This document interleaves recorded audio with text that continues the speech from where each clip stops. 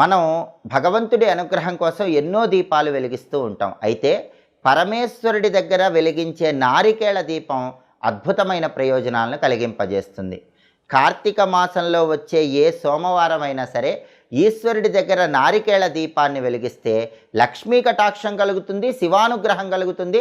అన్ని సమస్యలు కూడా తొలగింపజేసుకొని శివానుగ్రహానికి పాత్రలు కావచ్చు.